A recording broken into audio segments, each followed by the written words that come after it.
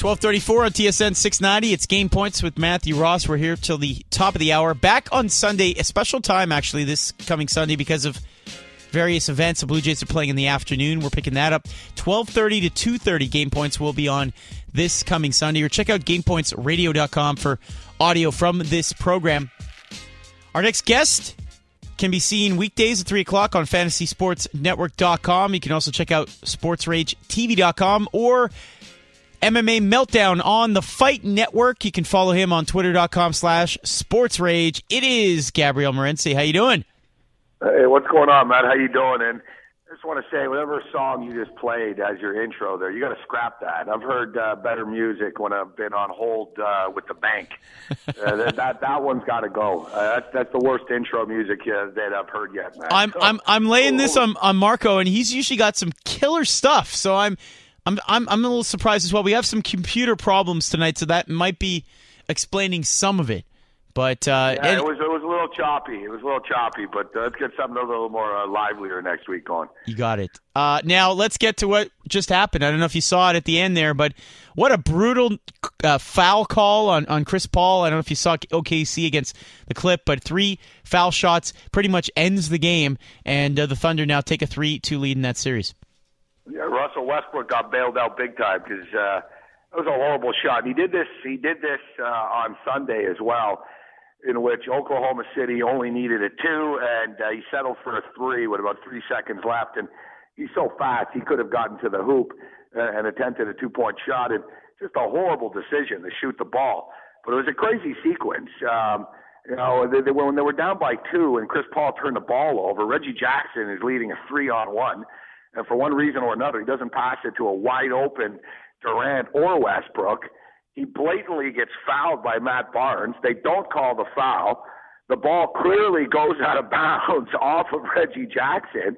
And I think they realized, they're like, man, we didn't call the foul, so we can't not give Oklahoma City the ball yet.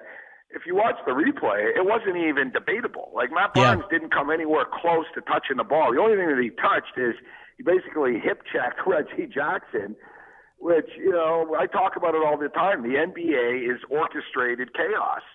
It really is.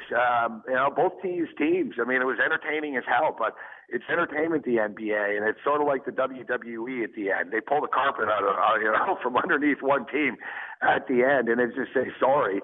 And, Doc Rivers was freaking out, and, he was dropping a lot of F-bombs about how it was our freaking ball, and he just couldn't stop yelling, that's our freaking ball. But the fact is, he's not bitching about the fact that, Matt Barnes clearly fouled Reggie Jackson. Bizarre ending. And then Westbrook takes the horrible shot at the end, gets bailed out with a questionable call against how is that a foul call? To me, the reason they call it a foul is because the shot ends up being an air ball, so the referee assumes that the guy hit him before he shot it. That's my take. Well, it was almost as if, though, they were just going to make sure that Oklahoma City won. It gives them a better chance of getting 7 games. And, we've seen it over and over in the playoffs. We talked about it a lot with the Toronto Raptors series, in which they clearly got screwed over about 312 times in 7 games. There were phantom technical calls. Darren Williams fouls out of the game. Kevin Garnett puts his hand up, and they're like, okay, no, Williams, you can stay. And, they wanted Brooklyn to move on. They want 7 games out of this. They just decided that Oklahoma City would win tonight, but it's pretty random. As much as you can bitch, almost every team could legitimately really, really complain and claim they got screwed over. And if something like this happened in the National Hockey League, people would be freaking out. But it happens every night in the NBA where teams just get totally screwed in the last couple of seconds, and it's just sort of accepted. The mainstream media, I guarantee you tomorrow, you'll be reading on ESPN about how clutch Oklahoma City was to come back. What an epic comeback it was. You won't really hear about how, it was just blatantly screwed, and messed over with the refs. It's too bad, but it's part of the NBA. You know it going in, and the coaches know it. And sometimes they're beneficial, sometimes they're not. Curry got totally hacked in the first round by Chris Paul, and they didn't call it. And they wanted the Clippers to go through because of the Sterling stuff. So the NBA is it's like the WWE, man. It's entertainment. Gabriel Morency joining us here on the program. Elsewhere tonight in the NBA, wow, what a killing we saw tonight as Indiana not exactly flexing their muscles and winning the series. This one's still going on. Pacers lead the series 3-2, but a good showing tonight by the Wizards. Yeah, I guess it was a good showing by the Wizards. Yeah, John Wall actually hits a bunch of shots tonight after the most points he scored leading before tonight was 15 points. Tore it apart. Gortat tore it apart tonight, but the Pacers are schizophrenic, man. Like, they really, really are. I've never seen a team so up and so down so quickly from one quarter to another.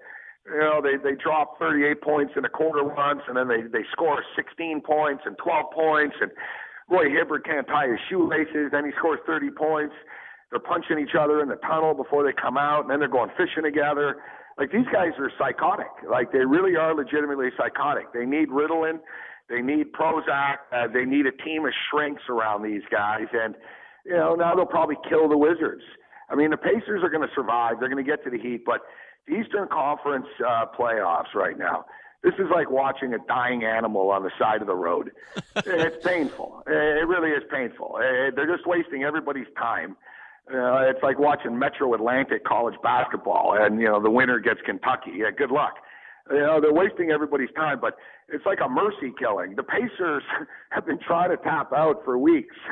You know, they're falling apart. They suck. They got infighting. They wanted to fire the coach. Just total chaos. But they're playing the Hawks and the Wizards. So somehow they've survived and they've gotten this far. And meanwhile, you got the Wizards, who one game look like, you know, the future of the Eastern Conference, and then the next night, you know, they're setting record lows. They score 63 freaking points. I mean, really, like, it's pathetic. It's like high school girls basketball sometimes.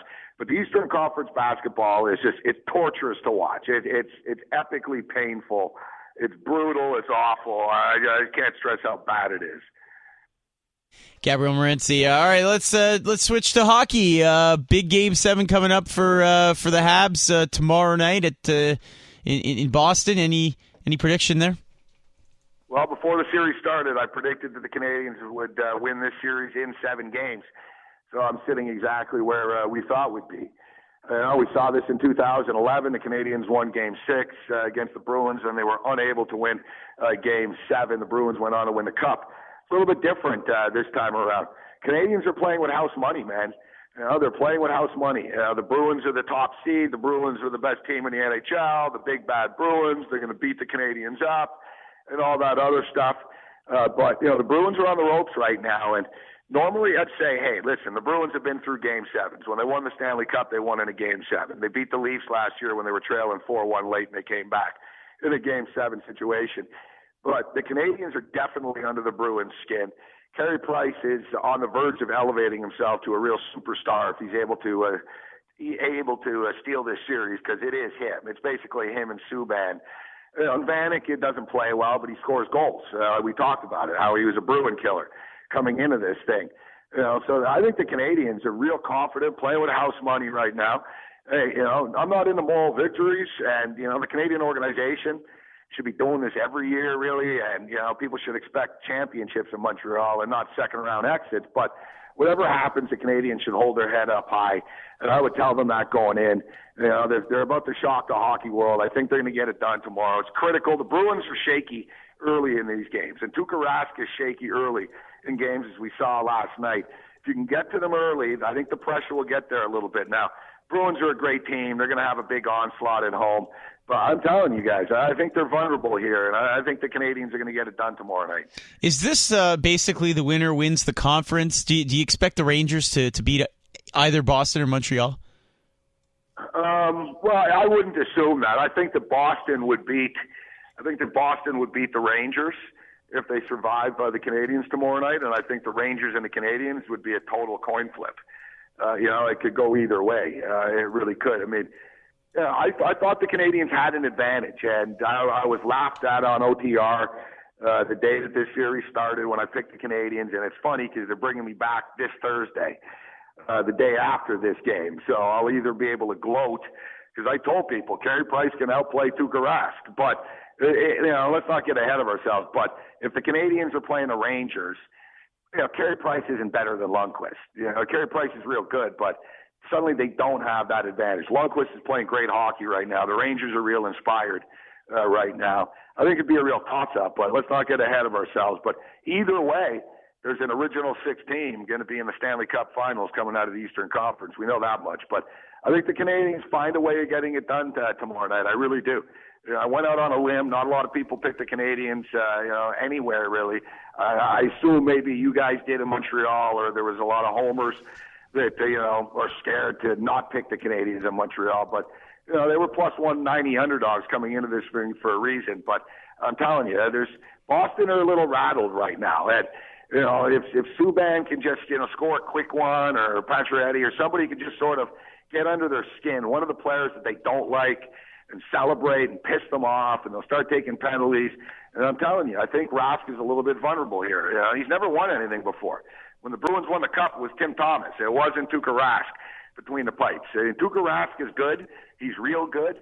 But he's not unbeatable. I think the Canadiens have the advantage between the pipes. And I told you guys, when the playoffs, against Tampa, this team reminds me of the 93 situation. And exactly in 1993, the Canadiens were going to play the Pittsburgh Penguins in the semifinals, but the Penguins lost to New York. Now, it was the Islanders, but here we got Pittsburgh out, New York's going, to the semifinals. Everything's sort of falling into place here. I think the Canadiens win tomorrow night. I don't have a final score, but, I'll say, 3-1 Montreal tomorrow. All right. Good enough. Sounds good to me. FantasySportsNetwork.com is the website, 3 o'clock for Gabriel's show. Also, check out SportsRageTV.com and Sports Rage on Twitter. Thanks so much, as always, and enjoy the game tomorrow night. Where you got a place you watch it at, or how does it work for you? No, I watch it. I watch it wherever I am. I don't have a special place or anything like that. Man, I'm all over the place all the time. So, I'll be locked in. I've really enjoyed this series. It's been real intense, and my dislike for the Bruins is, I've never really been a Bruin fan per se, but my dislike or slash really just, they're a bunch of lowlifes. Squirting water and chirping, and they're just a bunch of douchebags. That's the best way of putting it. And their fan base isn't much classier than their players. The apple doesn't fall far from the tree. I like nothing better to see the Canadiens beat these dudes in their backyard tomorrow. Oh, I hope so as well. Thanks a lot.